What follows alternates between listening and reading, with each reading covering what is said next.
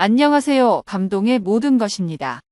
저희는 해외 커뮤니티 레딧과 감동의 모든 것 공식 이메일로 제보받은 실제 사연을 바탕으로 재구성한 스토리를 전달해드립니다. 구독과 좋아요, 알림 설정은 영상 제작에 큰 힘이 됩니다. 영상 수익은 독거노인 및 불우이웃에게 전액 기부되니 끝까지 시청 부탁드립니다. 그럼 본격적인 이야기 시작하겠습니다. 수많은 사람들이 이용하는 서울의 한 KTX 기차역. 평일 오전의 시간인 만큼 한적한 승객들로 채워진 기차의 내부에서 알 수 없는 웅성거림이 들려오고 있습니다. 웅성거리는 소리의 끝에는 자매로 보이는 쌍둥이 외국인 여성들이 옆에 앉은 중년의 외국인 여성을 부여잡고는 눈물을 흘리며 제발 제발이라는 소리를 지르고 있는데요. 그리고 곧이어 중년의 외국인 여성 주위로는 알 수 없는 냄새가 퍼져나가기 시작합니다. 근처에 앉아있던 한국인 승객들도 코를 부여잡고는 상황을 살피기 위해 주변을 두리번거리기 시작하는데요. 그런데 바로 그 순간 기차의 내부 방송으로 훌쩍거리는 소리에 한국어가 들리기 시작하더니 이내 승객들은 중년의 외국인 여성을 향해 박수를 치며 달려오는데요. 과연 쌍둥이 외국인 자매와 중년의 외국인 여성은 한국의 기차 안에서 무슨 일을 겪은 것일까요? 안녕하세요. 대한민국의 자랑스럽고 아름다운 도시 통영에서 살고 있는 호주인 여성 애슐리나라고 합니다. 저에게는 소중한 가족인 어머니, 그리고 세상에 하나밖에 없는 저의 못생긴 언니 니콜이 있는데요. 호주에서 태어난 저와 언니는 세상에 태어날 때부터 아버지가 없는 가정에서 태어난 쌍둥이 자매였습니다. 저희 쌍둥이를 임신하셨던 어머니께서는 다소 강압적이고 분노적인 아버지에게 매일매일 돈을 벌어오라는 위협과 압박을 받아왔고 결국 저희가 태어나기 전 뱃속에 있는 저와 언니를 지키기 위해 새벽에 집을 도망쳐 나와 저와 언니를 힘들게 낳으셨죠. 처음에는 다른 친구들은 모두 있는 아버지라는 존재가 없다는 것에 언니와 함께 매일 우리는 왜 아빠가 없는 걸까? 아빠가 세상에 존재하는데 사라진 걸까라며 눈물을 흘린 적도 참 많았습니다. 하지만 그럴 때마다 어머니께서는 저와 언니를 불러서 세상에는 꼭 가족이라고 모든 것을 이해하고 배려할 수는 없다면서 저와 언니가 세상에 대해 조금은 깨닫게 되었을 때 다소 폭력적이셨던 아버지에 대해 솔직하게 얘기해 주셨어요. 그래서 그런 것인지 저와 언니는 기초학교에 다니던 시절부터 항상 어머니가 등교와 학교를 모두 함께 해주셨고 밖에 나가서 노는 시간까지 정해져 있을 정도로 규칙적이고 통제된 생활이었지만 그때 당시에는 이러한 모든 생활 방식이 저희 가족을 찾아내려는 아버지 때문인지는 전혀 알지 못했습니다. 정확히 이혼 절차를 밟은 것인지 그저 따로 사는 것인지 아직도 언니와 함께 어머니에게 묻고 싶은 것이 많으나 지금 어머니는 그러한 것은 아무것도 기억하지 못하시는 하반신 마비 치매 환자의 삶을 살고 계신데요. 저와 언니가 기초학교를 졸업하던 때까지 저희 가족이 살고 있는 집으로 아버지가 찾아오신 적은 단 하루도 없었고 그저 평범한 나날의 연속이었습니다. 어렸을 때부터 경제적으로 풍족하지 못했던 환경 탓에 저와 언니는 그때 당시 어느 정도 돈을 많이 벌 수 있고 전망도 보이던 기계 관련 학과로 진학을 결심했고 언니와 함께 늦은 밤까지 아르바이트를 하며 이제 막 입학하게 될 대학교 비용을 어머니에게 부담 주지 않기 위해 정말 열심히 살았어요. 그런데 저와 언니가 대학교에 입학할 나이가 되고 각자의 앞가림을 할 수 있는 나이가 되자 어머니께서는 한국에 대해 참 많이 얘기하셨습니다. 그동안 저희를 키우느라 안 해본 일이 없으실 정도로 공장 청소부터 쿠키 판매에 심지어는 주변 주택가 주민들의 강아지를 산책해주고 돈을 받는 일까지 했을 정도로 저와 언니를 위해 돈을 버셨던 어머니는 어느 날부터 한국이라는 나라로 여행을 가보고 싶다면서 하루에도 10번이 넘게 한국에 대해 얘기하시더군요. 매일 아침 저 그리고 언니와 함께 아침 식사를 할 때마다 휴대폰에서 한국 여행지를 좀 봤는데라며 말문을 여우던 어머니는 저와 언니에게는 단 한 번도 해외여행을 경험해보지 못한 귀여운 아이처럼 보일 정도였죠. 지금껏 무서운 아버지에게서 도망쳐 나와 혼자 저와 언니를 키우셨던 어머니는 단 한 번도 자신을 위해 살아본 적이 없으셨고 무언가 해보고 싶다고 한 적도 없었는데 한국으로 여행을 꼭 가고 싶다는 어머니의 그러한 모습은 저와 언니에게 오히려 행복한 감정으로 느껴지기도 했습니다. 그날 이후 저와 언니는 대학교 입학은 조금 미루고 어머니와 함께 한국으로 여행을 가기 위해 돈을 모아 나갔고 매일 밤 어머니를 불러 한국에서 어떠한 여행지를 가고 싶은지 그리고 먹어보고 싶은 한식은 무엇인지 토론을 할 정도로 저희 가족은 첫 해외여행을 한국으로 간다는 기대감에 날마다 행복했어요. 어머니는 그때부터 저희에게 한국의 전통 음식들을 직접 해주거나 한국어 공부를 미리 하라며 자신도 한국어를 공부하기 시작했고 저와 언니도 단순 한국 여행이라는 목표치에서 벗어나 정말 한국이라는 나라의 매력에 빠지게 되었죠. 그런데 이렇게나 행복한 고민을 하던 어느 날 언니와 함께 퇴근을 하고 집으로 돌아왔는데 집으로 들어서는 입구에서부터 무언가 쌓은 기운이 느껴지더군요. 그때 당시 저와 언니 그리고 어머니가 살고 있던 집은 정말 작은 소형 주택이었는데 그날은 평소와 다르게 집 앞에 우체통도 열려 있었고 집으로 들어가는 길에도 무언가 밟은 듯한 흙의 모양이 있어서 더더욱 이상했습니다.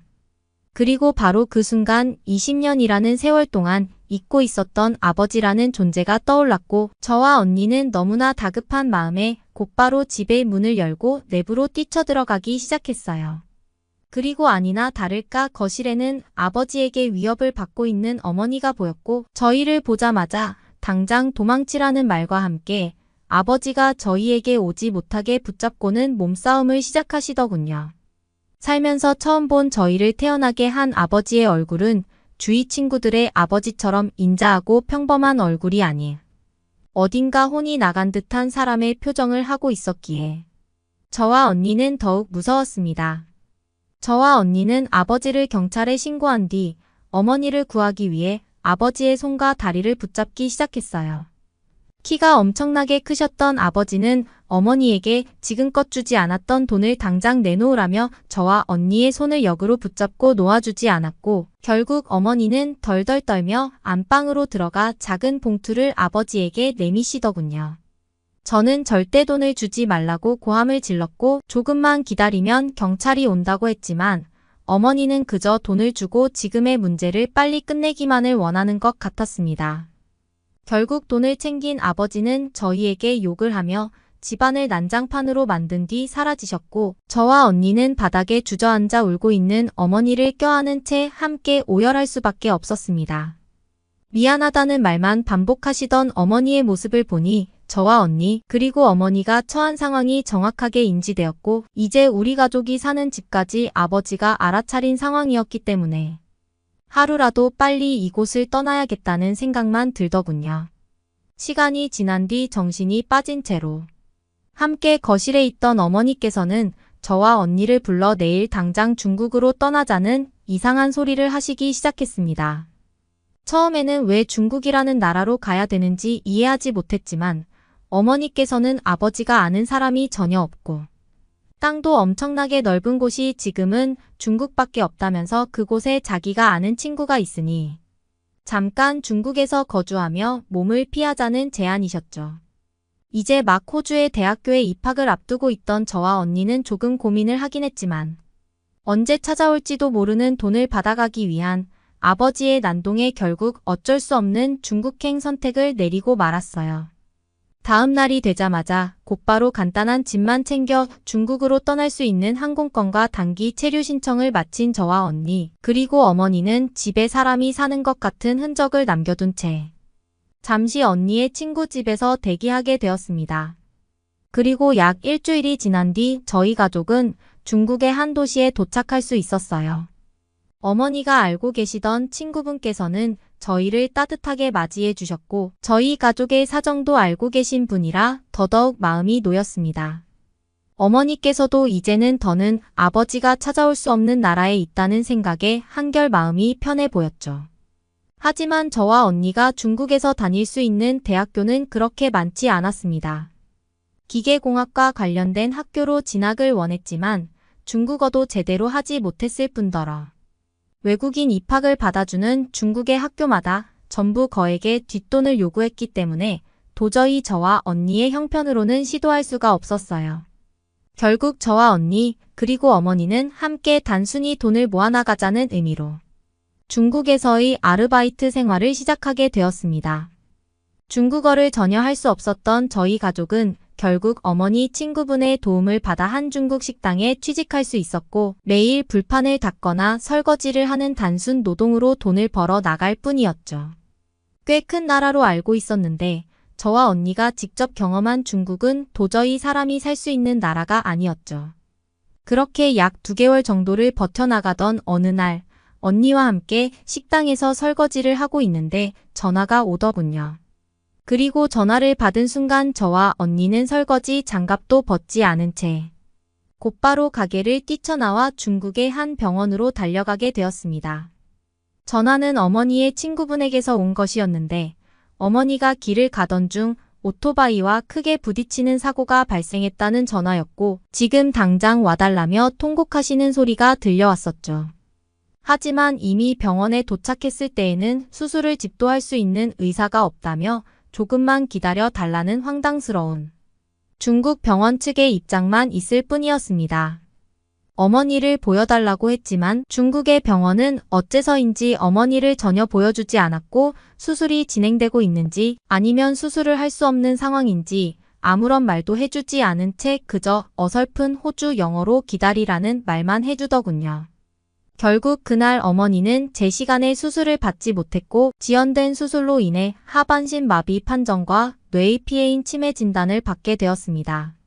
뒤늦게 도착한 중국인 의사의 수술로 목숨은 건질 수 있었지만 아무런 수술 준비조차 되지 않았던 중국의 병원 때문에 저희 어머니는 하루아침에 다리를 쓸 수 없는 환자가 되면서 모든 기억을 잃은 치매 환자로 변해버리고 말았죠.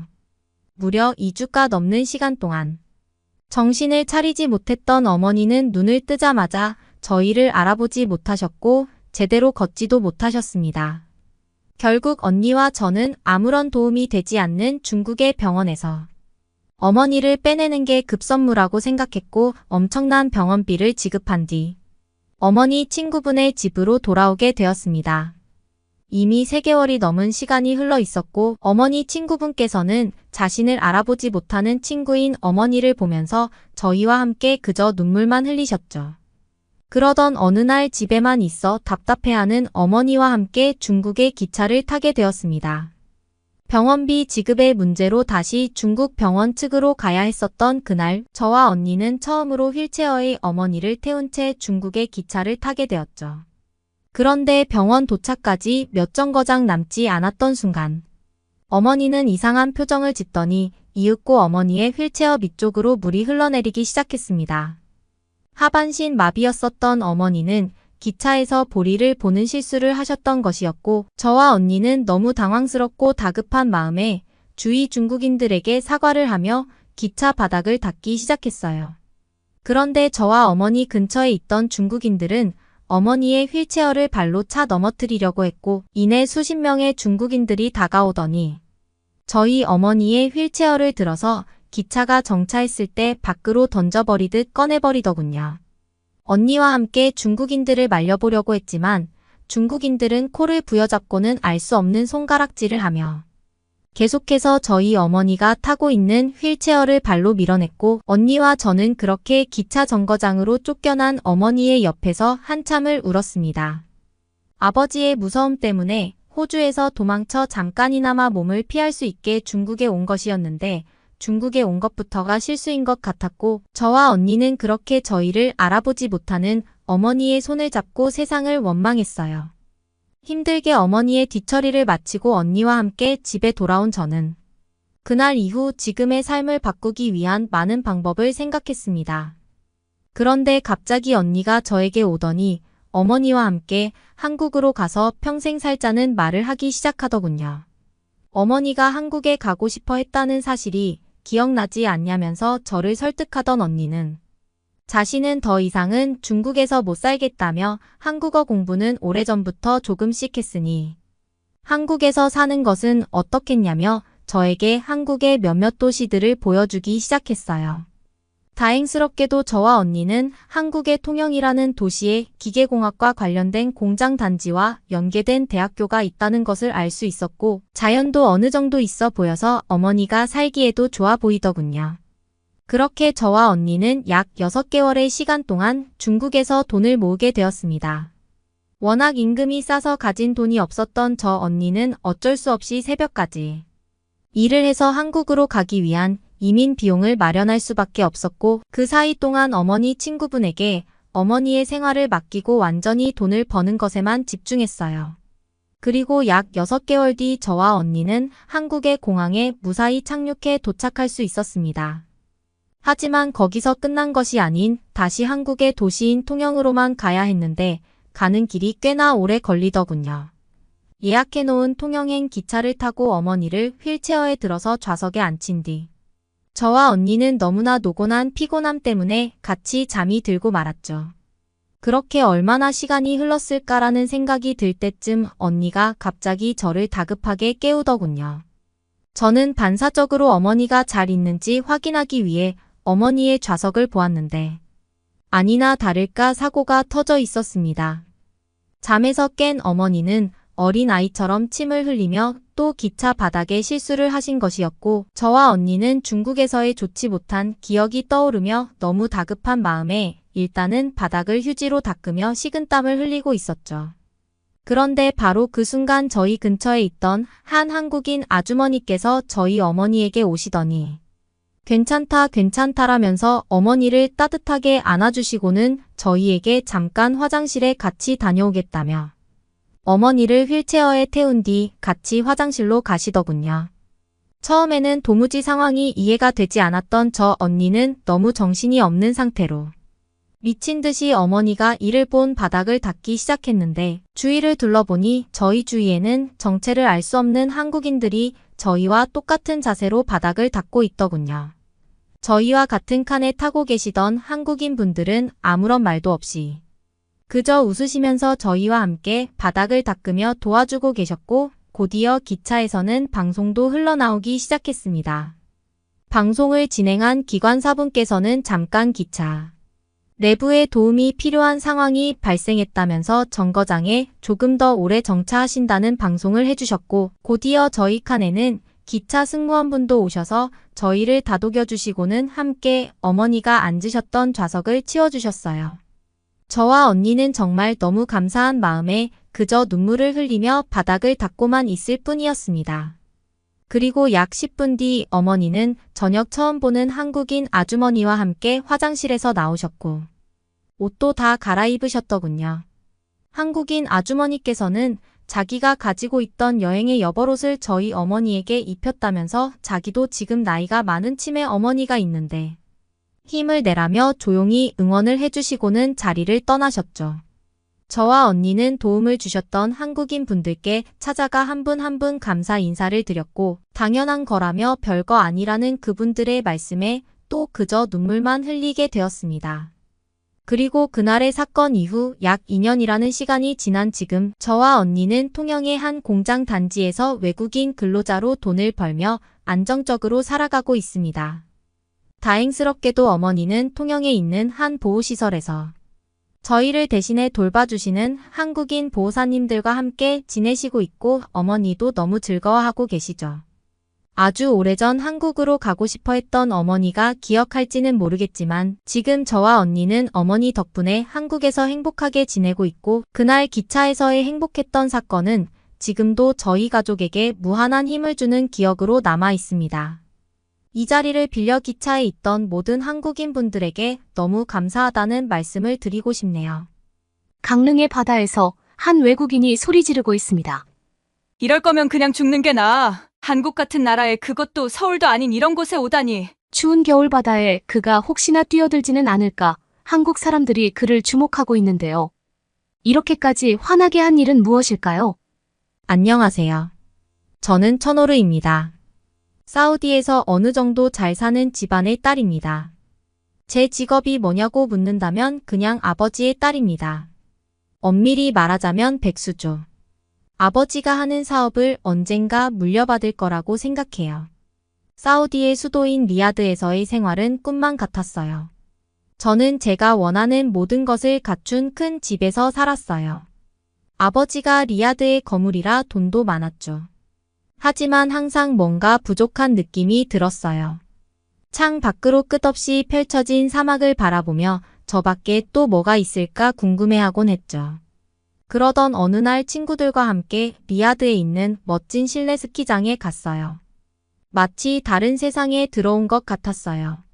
들어서자마자 차가운 공기가 저를 덮쳤고 처음으로 눈을 보았습니다. 인공 눈이었지만 그래도 정말 멋졌어요. 그곳에서 스키를 배웠는데 정말 좋았어요. 리야드의 시끄럽고 분주한 거리와는 완전히 다른 조용하고 평화로운 분위기였어요. 그날 이후로 눈 생각이 끊이지 않았어요. 진짜 눈을 보고 느끼고 그 위에서 스키를 타고 싶었어요.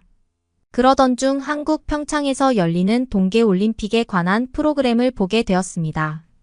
눈으로 뒤덮인 산이 동화 속에 나올 것 같았어요. 자연 눈을 경험해보고 싶었어요. 설산에서 스키를 타고 내려오는 선수들, 보드 묘기를 부리는 선수들, 얼음을 가르고 달리는 스피드 스케이팅, 쇼트트랙, 아이언맨, 윤성빈 선수까지 저는 완전히 강원도에 꽂혔어요. 그곳에 가야겠다고 생각했어요. 아버지께 제 계획을 말씀드렸더니 놀라시면서도 지지해 주셨어요. 한국은 안전한 나라고 편의시설이 리야드만큼 잘 되어 있으니까 새로운 경험을 해보라고 하면서요. 항상 제가 새로운 것을 탐험하도록 격려해 주셨죠. 그런데 아버지는 조금 걱정하셨어요. 워낙 추운 나라인데 버틸 수 있겠냐고 하시면서요.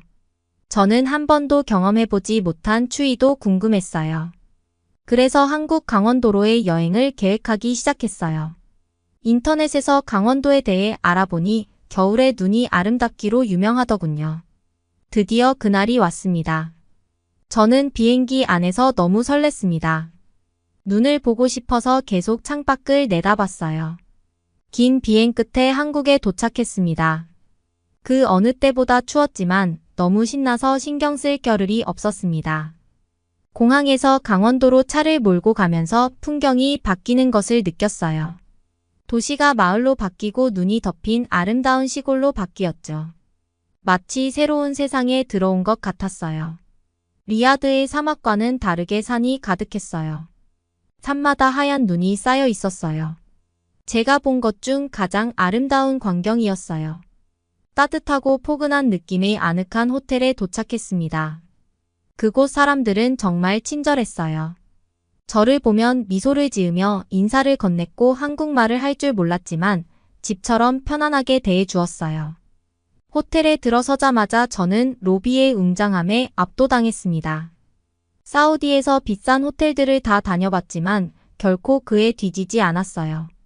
바닥은 광택이 나는 대리석으로 되어 있었고 우아한 샹들리에서 나오는 은은한 황금빛 빛이 반사되었습니다. 벽면에는 한국의 유구한 역사를 담은 한국 전통 예술 작품이 장식되어 있었습니다. 공기에는 은은하고 기분 좋은 향기가 가득했고 잔잔한 멜로디가 흘러나와 고요한 분위기를 연출했습니다. 체크인 절차는 매끄럽고 효율적으로 진행되었고 직원은 세계적인 수준의 스파 피트니스 센터, 세계 각국의 요리와 한국 전통 요리를 모두 맛볼 수 있는 다양한 레스토랑 등 호텔이 제공하는 다양한 편의시설에 대해 설명해 주었습니다. 객실에 도착하자마자 쳐오르는 감탄을 금치 못했습니다. 객실은 넓고 우아하게 꾸며져 있었으며 큰 창문으로 강릉의 아름다운 겨울 바다를 감상할 수 있었습니다. 침대는 넓고 안락했으며 최고급 침구로 장식되어 있었습니다. 무엇보다도 그의 눈길을 사로잡은 것은 테이블 위에 놓인 한국 전통 닭이 세트였는데 럭셔리함과 문화유산을 연결한 세심한 배려가 돋보였습니다. 호텔 스파를 방문하면서 행복은 더해졌어요. 스파는 한국 전통 사우나, 즉 찜질방에 있는 오아시스였는데요. 다양한 종류의 사우나와 탕을 경험하며 각기 다른 방식으로 긴장을 풀었습니다. 물을 담그고 있는 몸은 따뜻한데 머리는 차가워서 답답한 느낌이 들지 않았어요. 비행의 긴장을 풀 수 있는 최고의 휴식이라고 생각했어요. 현대적 럭셔리와 한국 전통 웰니스의 결합은 그를 매료시켰습니다. 저녁 식사는 그 자체로 경험이었어요. 호텔의 루프탑 레스토랑은 도시의 멋진 파노라마 뷰를 제공할 뿐만 아니라 훌륭한 요리를 제공했습니다. 시각적인 즐거움과 풍미가 가득한 비빔밥을 맛보았습니다.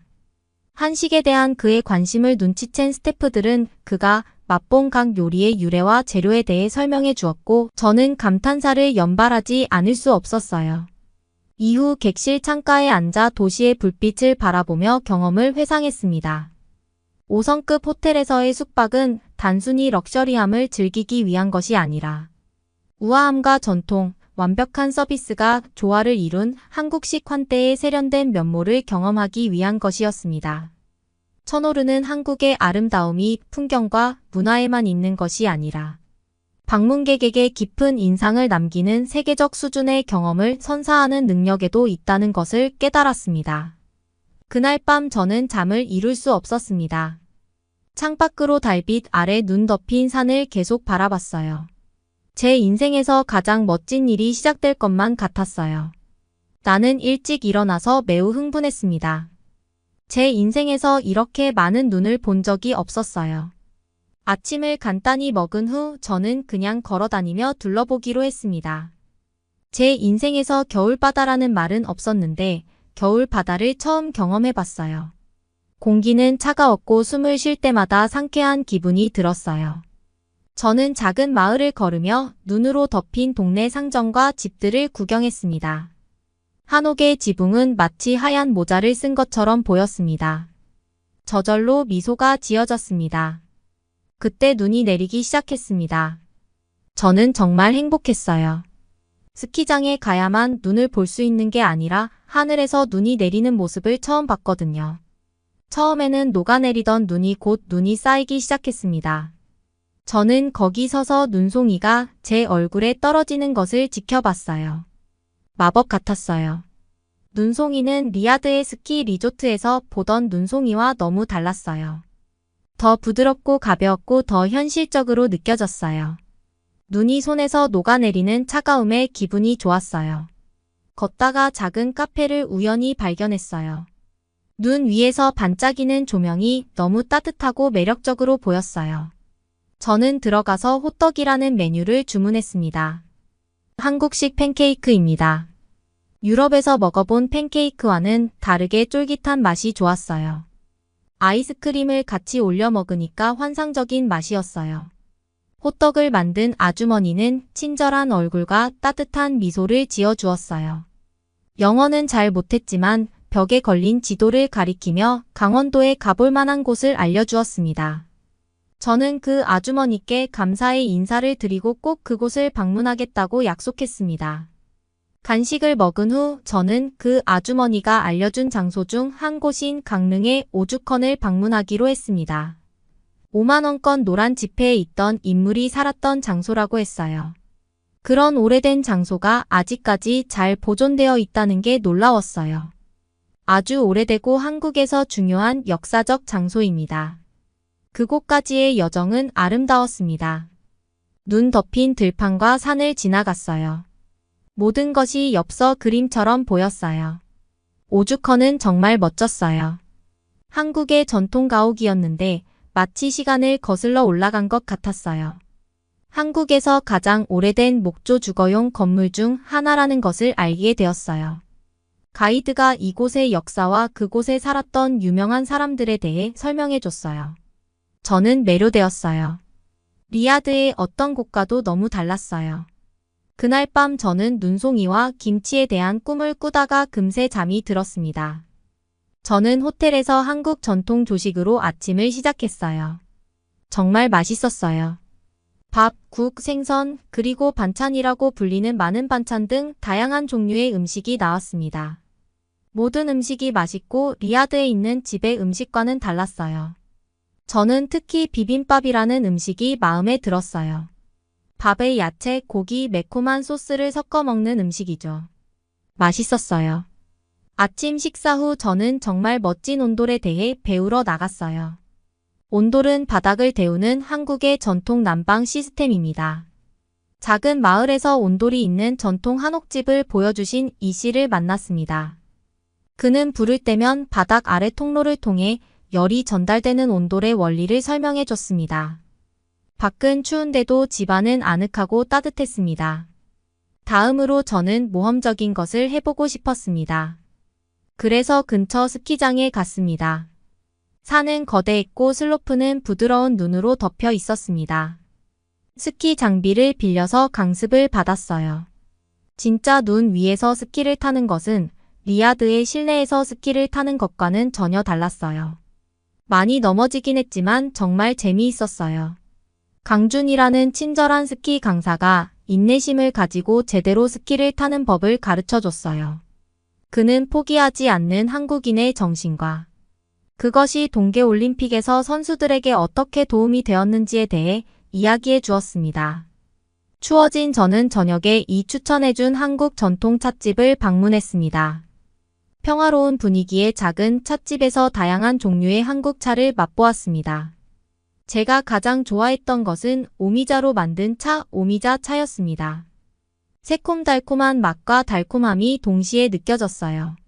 찻집을 운영하는 아주머니가 한국 문화에서 차가 얼마나 중요한지 알려주셨어요. 차는 단순한 음료가 아니라 긴장을 풀고 순간을 즐기는 방법이라고요. 다음날 산에 가야 하는데 긴장을 다 풀어주는 것 같았어요. 하루는 모든 것을 덮은 새하얀 눈으로 시작되었습니다. 온 세상에 하얀 이불이 부드럽게 덮인 것 같았어요. 저는 야외에서 하루를 보내며 최대한 많은 겨울을 경험하기로 했습니다. 그날 밤 호텔로 돌아와서 하루 동안의 모든 경험에 대해 생각했습니다. 고요한 하이킹, 편안한 사우나, 얼음 낚시의 짜릿함, 새로운 친구들과 함께한 게임의 즐거움까지. 한국의 겨울은 단순히 추위와 눈만 있는 것이 아니라 다양한 방식으로 즐거움과 따뜻함을 찾는다는 것을 깨달았습니다. 스키를 타기에 완벽한 밝고 화창한 날에 눈을 떴습니다. 풍성한 아침 식사를 마치고 설렘과 긴장감이 뒤섞인 마음으로 알펜시아로 향했습니다. 리조트는 모든 연령대의 사람들로 붐비고 있었고 스키를 탈 준비를 마친 사람들로 가득했습니다. 눈 덮인 우뚝 솟은 산의 모습은 두렵기도 하고 경외감을 불러일으켰습니다. 저는 전날 스키 강사인 강준이 가르쳐준 모든 것을 기억하려고 노력하면서 초급자 슬로프부터 시작했습니다. 처음 몇 번의 시도는 약간 거칠었고 몇 번 넘어지기도 했습니다. 하지만 넘어질 때마다 다시 일어섰고 그 어느 때보다 의지가 강해졌습니다. 포기하지 않는 한국인의 정신에 대한 준의 말이 떠올랐고 계속 도전할 수 있는 원동력이 되었습니다. 점차 스키에 익숙해지기 시작했어요. 차가운 바람을 얼굴에 맞으며 슬로프를 미끄러지듯 내려오는 기분은 짜릿했습니다. 전에는 경험해보지 못한 자유와 기쁨을 느꼈습니다. 스키를 타는 도중에 리조트의 작은 카페에서 잠시 휴식을 취했습니다. 핫초코 한 잔을 마시며 한국 청소년들과 이야기를 나눴습니다. 그들은 리야드와 저희 리야드 생활에 대해 궁금해했습니다. 이에 대한 답례로 한국에서의 생활에 대한 이야기를 나누었습니다. 서로의 문화와 경험을 교환하는 즐거운 시간이었습니다. 그들은 저에게 몇 가지 한국어 단어와 문장을 더 가르쳐 주기도 했습니다. 저는 답례로 친구들에게 어묵을 사줬어요. 저한테는 조금 비리일 거라 생각했는데 날씨가 추워서 그런가 너무 맛있었어요. 오후에는 더 도전해 보기로 결심하고 조금 더 상급 슬로프에 올라갔습니다. 더 힘들었고 살 수 없을 만큼 많이 넘어졌어요. 하지만 그때마다 저는 한국인의 끈기 있는 정신을 떠올렸습니다. 하루가 끝날 무렵에는 좀 더 자신감을 가지고 슬로프를 내려오고 있었습니다.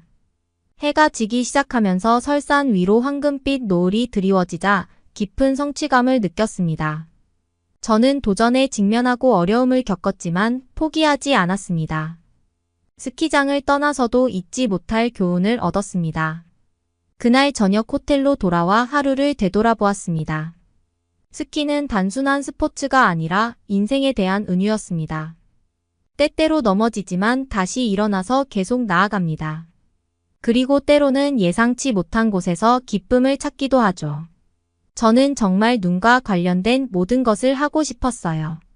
다음 날 목적지는 설악산 국립공원이었습니다. 눈 덮인 산은 웅장했고 여기저기 나무가 삐죽삐죽 솟아 있었어요. 저는 가이드 하이킹을 했습니다. 공기는 정말 깨끗하고 상쾌했고 등산화 밑에서 눈이 바스락거리는 소리만 들리는 평화로운 산행이었습니다. 가이드 김 선생님은 산에 대한 이야기, 한국에서 산이 어떻게 신성하게 여겨지는지, 그리고 산에 사는 다양한 야생동물에 대한 이야기를 들려주셨어요. 정상에서 바라본 풍경은 제 숨을 먹게 했습니다. 맑고 푸른 하늘 아래 끝없이 펼쳐진 눈 덮인 봉우리들이 보였습니다. 시간이 멈춰버리고 싶은 순간이었습니다. 모래로 덮여 있는 산을 보는 것과 눈으로 덮여 있는 산을 보는 건 정말 달랐어요. 그리고 정상에서 컵라면을 먹었습니다. 하이킹을 마치고 한국 사람들이 새해에 먹는 떡국 한 그릇으로 몸을 녹였습니다. 맛도 좋고 속까지 따뜻해지는 느낌이었어요. 다음으로 저는 찜질방이라고 불리는 한국 전통 사우나를 방문했습니다. 정말 색다른 경험이었어요. 온도가 다른 다양한 방이 있었어요. 더운 방, 차가운 방, 심지어 벽 전체에 소금이 뿌려진 방도 체험해봤어요. 찜질방 유니폼도 입어봤는데 정말 편했어요. 그곳에 있는 사람들은 휴식을 취하고 수다를 떨고 심지어 잠을 자고 있었어요. 한국 사람들이 추운 겨울에 어떻게 긴장을 푸는지 알 수 있는 좋은 경험이었습니다. 한국 사람들이 다들 수건으로 귀여운 머리를 하고 있길래 저도 어떻게 하는 건지 알려달라고 했더니 직접 만들어서 머리에 씌워주셨어요. 답례로 식혜를 사드렸더니 무척 좋아하셨어요. 저도 같이 마셨는데 몸은 따뜻하고 음료는 시원해서 천국에 온 것 같았습니다. 저녁이 다가오자 저는 현지에서 열리는 얼음 낚시 축제로 향했습니다. 정말 재미있었어요. 얼음에 구멍을 뚫고 송어 낚시를 하는 방법을 배웠어요. 가장 좋은 점은 제가 물고기를 잡았어요. 거기서 바로 요리해서 간장과 와사비를 곁들여 먹었어요. 제가 먹어본 생선 중 가장 신선했어요. 전 세계 산의 진미를 다 먹어봤는데 이런 날 생선은 처음 먹어보는 거였어요. 식감이 독특해서 기가 막힌 맛이었어요. 축제에는 얼음 조각도 있었고 화려한 조명으로 장식된 얼음 조각도 있었어요. 가족과 친구들이 겨울 액티비티를 즐기는 모습에 곳곳에서 웃음이 끊이지 않았습니다. 온 세상이 온통 하얀 눈으로 뒤덮인 것 같았습니다. 오늘은 한국에서 가장 유명한 겨울 축제에 가는 날이라 더욱 특별했습니다. 소문을 많이 들었기 때문에 빨리 가서 직접 보고 싶었습니다. 축제장에 도착하자마자 눈부신 눈 조각들이 저를 맞이했습니다. 용부터 유명한 랜드마크까지 다양한 모양과 크기의 눈 조각이 있었어요. 각 조각품의 디테일 수준은 놀라웠습니다. 예술가들이 이 얼음 조각을 만들기 위해 전 세계에서 모여들었죠. 저는 경외감을 느끼며 사진을 찍고 창의력에 감탄하며 돌아다녔습니다. 축제는 사람 웃음, 즐거움으로 가득했습니다. 가족들은 썰매를 타고 연인들은 손을 잡고 산책하고 아이들은 눈싸움을 벌이고 있었습니다. 경쾌한 분위기가 가득했고 저도 그 흥겨움에 휩쓸려가는 것을 느꼈습니다. 저녁이 되자 축제는 변모했습니다. 조명이 켜지면서 눈 조각상들이 아름다운 색으로 빛났어요. 환상적인 광경이었어요. 마치 동화 속에 들어온 것 같았어요. 따뜻한 음식과 음료를 파는 노점들이 있었고 저는 제가 사랑에 빠졌던 달콤한 호떡을 먹어보았습니다. 제가 기억하는 것처럼 맛있었어요. 저녁의 하이라이트 중 하나는 불꽃놀이였습니다. 하늘이 형형색색으로 물들고 눈에 반사되어 더욱 아름다웠습니다. 주변 사람들이 모두 탄성을 질렀고 저도 어쩔 수 없이 동참했습니다. 순수한 행복의 순간이었죠. 그날 밤 호텔로 돌아가는 길에 밖은 춥지만 안은 따뜻함과 즐거움으로 가득 찬 한국의 겨울을 완벽하게 표현한 축제였다는 생각이 들었습니다. 빛과 웃음, 그리고 새로운 우정으로 가득 찬 하루, 결코 잊지 못할 하루였습니다. 해가 지기 시작하자 저는 눈 덮인 조용한 공원을 산책했습니다. 그 고요함에 마음이 편안해지면서 한국에서의 시간을 되돌아보았습니다. 만났던 사람들, 먹었던 음식, 보았던 풍경들이 떠올랐습니다. 각각의 기억은 눈송이처럼 저마다의 방식으로 독특하고 아름다웠습니다. 이번 여행은 단순히 눈과 모험을 찾아 떠난 여행이 아니라는 것을 깨달았습니다. 자아 발견과 문화 이해의 여정이었습니다. 한국은 저에게 기대했던 것보다 훨씬 더 많은 것을 주었습니다. 저는 이후에 아버지가 투자를 해야 할 일이 있다면 반드시 사우디 사람들을 위한 겨울 관광 프로그램을 만들어야 한다고 말씀드릴 거예요. 새로운 관점과 새로운 친구들, 그리고 저와 전혀 다른 문화에 대한 새로운 인식을 갖게 해주었습니다. 네덜란드의 한 IT 기업. 자네의 상황이 안타깝기는 하지만 지금 자네는 판단력이 너무 흐려진 것 같아. 원래 뇌라는 게 한 번 망가지면 세계 최고의 의사가 오더라도 절대 고칠 수 없는 거야. 그런데 네덜란드도 아니고 한국에 가겠다니? 세계 최고라 자부하는 네덜란드 기업에서 근무하던 직장 동료들은 뇌를 치료받기 위해 한국에 가겠다는 말을 부정적으로 생각하고 있습니다. 하지만 그럼에도 소신 있게 한국으로 향했던 이 네덜란드 여성은 한국 덕분에 새 삶을 살 수 있게 되었다고 하는데요. 과연 그에게는 무슨 일이 있었던 걸까요? 안녕하세요.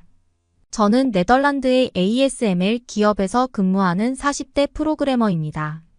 저는 프로그래머로서 지난 15년 동안 일해왔어요. 세계적으로 알려진 ASML 기업에서도 근무하며 경력을 쌓았고 나름대로 업계에서 인정받으며 경제적으로도 꽤 안정을 찾았죠. 저와 비슷한 시기에 활동한 개발자 중에는 수천억 가치의 기업을 창업해 부자가 된 친구들도 있지만 저는 일개 개발자의 삶에도 충분히 만족하고 있었어요. 비슷한 나이대의 다른 사람들보다는 확연히 높은 연봉을 받았고 최신식 전기자동차와 교외의 단독주택까지 얻을 수 있었죠. 결혼은 안 했지만 항상 여자친구가 있었기에 외롭지는 않았어요. 한 가지 아쉬운 점은 IT 기업 특유의 경쟁적인 문화였죠. 네덜란드의 IT 기업들 그중에서도 ASML 기업은 경쟁과 혁신을 통한 성장을 추구하기에 멈춰있는 때가 없는 경우가 많아요. 더욱이 디지털 기술은 그 발전 속도가 매우 빠르기 때문에 개발자들은 언제나 실패를 진단하고 보다 빠른 발전 속도와 유연성을 갖추도록 노력해야 하죠. 저도 이러한 도전적인 문화가 익숙한 편이기는 하지만 간혹 지나친 업무와 피로감에 지칠 때가 많았어요. 특히 개발이라는 업무는 신체적인 작업뿐만 아니라 정신적인 부담도 크기 때문에 종종 두통에 시달리고는 했죠. 하지만 근무 시간이 유연하고 성과급도 높은 데다 수평적이고 전문성을 갖춘 업무가 마음에 들기도 했어요. 아직은 20년 넘게 일할 수 있을 거라 믿었죠. 그런데 언제부터인가 몸에서 이상 신호가 발생하기 시작했어요. 처음에는 가벼운 두통 정도였으나 점차 관자놀이를 찌르는 심각한 통증으로 발전했어요. 타이레놀 등의 진통제를 복용해도 그 순간만 괜찮아질 뿐 근본적인 해결책이 되지 않더라고요. 여기에 종종 현기증이 생기더니 귀가 잘 안 들리거나 눈앞이 캄캄해지는 증상이 나타났어요. 몸이 필요한가 싶어서 며칠간 휴식도 취해봤지만 크게 개선이 되지는 않았고 막 프로젝트가 시작된 참이라 오랫동안 손을 놓을 수도 없었죠. 다시 업무를 재개해봤으나 사소한 것이 잘 기억이 나지 않고 업무에 집중하기 힘들어지면서 정서적인 불안증까지 생겼어요. 아무런 이유 없이 모든 일이 잘못될 것 같은 무력감이 찾아왔죠. 어느 아침엔 속이 메스꺼워져 구토를 하다가 발작으로 쓰러지기까지 했어요. 그제야 정말 몸에 큰일이 생긴 거라 직감했죠. 병원에 찾아가 검사를 받은 뒤 뇌종양 판정을 받았어요. MRI로 촬영한 필름을 보니 두뇌 사이에 아주 조그마한 용종 같은 게 있더라고요. 어째서 이런 것이 생겼는지 의사에게 묻자 정확한 원인은 모르겠지만 암과 같이 이상 증식하는 세포가 비정상적으로 분열한 결과라더군요. 다른 암과 마찬가지로 몸의 면역력이 줄어들어서일 수도 있고 유전적인 원인 혹은 방사선이나 유해물질 등에 노출되는 등의 현상이 원인이 될 수 있다고 하는데 워낙에 원인이 복합적인 병이다 보니 추적이 어렵다고 했어요. 병원에서는 곧장 입원하는 걸 추천했어요. 뇌종양을 방치하면 증상이 점차 악화할 수 있는 데다 신경학적 손상을 입원해 특정 부위나 기능이 영구적 손상을 입을 수 있다더군요. 특히 뇌는 우리 몸의 신경물질이 밀집된 곳이라 신체 어느 곳에서 문제가 발생할지 예측하기 어렵다고 했어요.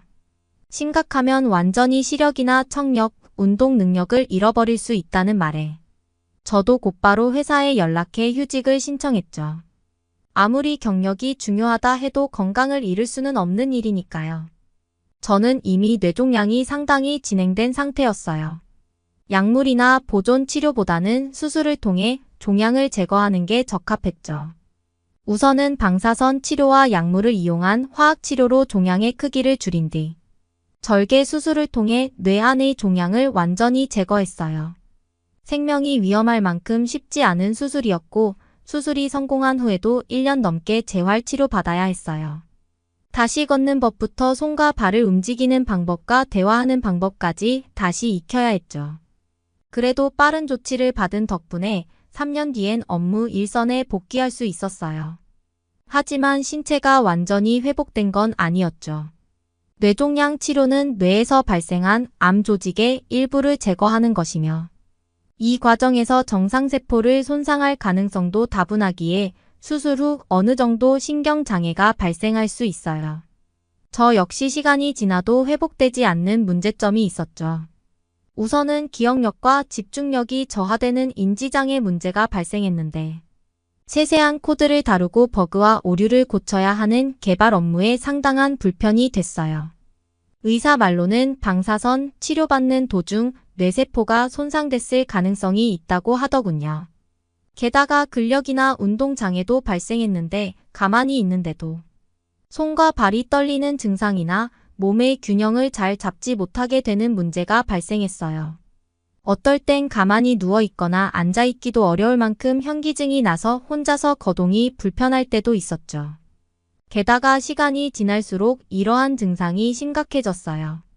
언제 발생할지 모를 낙상이나 추락사고가 걱정됐죠. 게다가 호르몬의 이상으로 피곤해지는 때가 많았고 우울감이나 불안증 같은 정서적 변화에 시달리는 때가 늘어났어요. 거의 언제나 심리적 스트레스와 부담감을 안고 살아 성격 자체도 짜증스럽게 변했죠. 저를 알던 주변 사람들은 저라는 사람이 망가지는 걸 안타까워했어요. 하지만 제가 다니던 병원에서는 더는 도와줄 것이 없다며 천천히 몸을 회복하는 것이 최선이라고 했죠. 저는 시간이 지날수록 걱정이 됐어요. 인터넷을 검색해 뇌종양 수술 후 후유증을 회복할 방법을 찾아봤죠. 의사의 말대로 대부분은 자연 회복을 바랄 수밖에 없으며 뇌 기능을 회복하는 건 쉽지 않은 과정이라고 했지만 동양권 선진국 중에서는 뇌 손상을 회복하는 보존적 치료를 제공하는 곳도 적지 않더라고요. 그 중에서 많은 분이 선호하는 곳은 한국이었어요. 뇌가 충분한 휴식과 회복을 거칠 수 있게 치료와 생활 관리를 해주는 한방병원이 유명하더라고요. 제게 한국이라는 나라는 삼성과 K-팝 가수의 나라 정도의 이미지만 갖고 있었어요. 실제 한국에 머물며 치료를 받는다는 건 상당한 도전이었죠. 하지만 이대로 건강이 악화하는 걸 보고만 있을 수는 없었어요. 먼저 한국에 다녀온 환자분들의 후기도 살펴봤는데 하나같이 만족했다는 평이 많더라고요. 오랫동안 머물기에 치안과 인프라도 좋고 네덜란드의 병원보다 치료 비용도 적게 든다고 하더군요. 3년 동안 일을 못했던 저에겐 의료 비용이 저렴하다는 장점이 매우 크게 다가왔어요. 제가 방문한 병원은 파킨슨병과 손해위축증 등의 뇌질환을 전문으로 다루는 병원이었어요. 파킨슨병은 뇌의 기능이 저하되어 발생하는 신체 질환인데 그 원인이나 양상은 다르지만 기능을 회복하는 과정의 치료 방법은 서로 일맥상통한다고 하더군요. 의사 선생님은 저희 일상생활에서 발생하는 여러 문제점에 대해 차근차근 진단해 주셨어요. 운동은 하고 있는지, 밤에 잠은 잘 자고 있는지, 성관계에 문제는 없는지 하나하나 짚어주셨죠. 저는 약간 놀랐는데 CT나 방사선, MRI 등의 기기를 통해서만 환자의 신체를 확인하던 네덜란드의 병원과는 상당히 다른 방식이었기 때문이었어요. 선생님은 숙면이 가장 중요하다고 말씀해 주셨어요. 수면이라는 것은 우리 두뇌의 조직을 회복시키는 과정으로 저처럼 정신적 스트레스를 많이 받는 사람들에겐 잠을 자는 것이 뇌 기능을 강화하는 중요한 요소라더군요. 그러면서 수면제를 처방받지는 말라고 하셨는데 대부분의 수면제는 깊은 잠을 자기 어려울 뿐만 아니라 화학물질이 뇌 조직에 자극을 준다고 하더군요. 그렇다 보니 무기력한 몸 상태에서 나아지기 힘들다며 병원의 도움을 받아 심신을 안정시키고 몸을 이완시켜 숙면하는 데 도움을 준다고 강조했어요. 그저 잠을 잘 자게 해준다는 말에 저는 약간 의아해졌죠. 여기에 운동치료의 중요성을 강조했어요. 제가 신경 이상에 시달리다 보니 이전에 비해 운동하는데 부담을 갖게 됐는데 이러한 신경증을 침과 지압 등으로 풀어주며 복부와 허리 등 신체를 떠받치는 근육을 강화하는 방식의 운동을 가르쳐 주셨죠. 헬스장에서 하는 웨이트 트레이닝 같은 것은 아니었고 각종 기구를 이용한 스트레칭이나 간단한 근력 운동 방식의 치료 프로그램이었어요. 처음에는 별것 아니라고 생각했지만 계속하다 보니 특정 근육에 자극이 오며 몸이 뜨거워지고 땀이 흘러나왔죠. 몸을 많이 움직이지도 않고 운동 효과를 보는 게 신기했어요. 간호사분들이 운동 성과와 횟수를 기록하고 증상의 변화를 확인하는 등 관리 면에서도 철저했죠. 심리적 두려움과 부담감에 대한 상담도 진행해 주셨어요. 선생님 말씀이 수면제와 마찬가지로 항우울제와 안정제도 뇌의 조직을 해친다더군요. 약에 의존할 경우 안정 효과가 빠르게 찾아오지만 나중에는 내성이 생겨 더욱 많은 약을 먹어야 하고 신체에 미치는 악영향이 커져 의존성이 발생할 수 있다고 하더라고요. 그 대신 명상과 상담을 통해 고민을 해결하고 스트레스를 줄일 수 있는 방법을 찾아주신다고 했어요. 의무적으로 하는 상담이 아닌 저희 깊은 내면에 담긴 스트레스를 얼마든지 털어놓을 수 있게 배려해 주셨죠. 저는 상담을 하며 몇 번이나 감동을 받았어요. 환자를 그저 치료 대상으로만 보는 네덜란드와 달리 환자인 저를 인간적으로 공감해 주시는 점이 너무나 고마웠어요. 그렇게 한두 달이 지나자 서서히 몸이 가벼워지기 시작했어요. 잠을 잘 자다 보니 매일 아침이 개운했고 온종일 몸의 활력이 돌아 사고방식까지 점차 긍정적으로 변화하더군요. 더욱이 매일 규칙적인 운동을 한 덕분에 신체의 근육과 관절이 튼튼해지며 이전처럼 손발이 떨리거나 어지럼증에 시달리는 경우가 줄어들게 됐어요. 모든 치료법이 약물과 수술에 의존하지 않고 생활 습관을 개선한 결과라는 점이 놀라웠죠. 선생님 말씀이 뇌종양의 경우 암세포가 재발하지 않게 관리하는 것이 중요하다고 했어요. 수술을 통해 종양을 제거해도 얼마든지 같은 문제가 재발할 수 있는데 이를 억제하기 위해서는 신체의 면역력을 강화하는 것이 핵심이라 하더라고요. 정상세포가 건강해야 암세포의 증식을 막을 수 있고 몸을 보다 안정된 상태로 유지할 수 있다고요. 잠을 잘 자고 식습관을 개선하고 정신적 스트레스를 줄이는 건 이처럼 몸의 건강을 개선하는 첫 번째 단계랬어요. 여기에 지속적인 운동을 통해 체력을 다져야 한다고 하셨죠. 이제 저는 과도한 업무를 피하려고 해요. 일과 업무의 균형을 찾아 뇌세포가 부담받는 일을 줄이려고 하고 있죠. 어느 한쪽에만 치우쳐 생활의 균형을 잃어버리다 보면 언제 또 건강이 악화하는 현상이 발생할지 몰라요. 이러한 삶의 지혜를 깨우치고 건강을 되찾게 해준 한국의 의료 서비스에 감사드리며 이만 사연을 마칠게요. 오늘의 사연은 여기까지입니다. 응원이나 남기고 싶은 말이 있으시면 댓글로 남겨주세요. 사연자분께 전달해 드리겠습니다.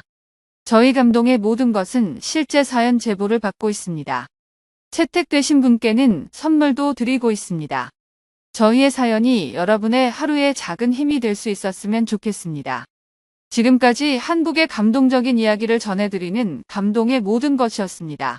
구독과 좋아요를 눌러주시면 영상 제작에 큰 힘이 됩니다. 감동적인 사연을 주변 사람들에게 공유하고 함께 이야기 나눠보세요. 끝까지 시청해주셔서 감사합니다. 더욱 더 좋은 영상으로 찾아뵙겠습니다.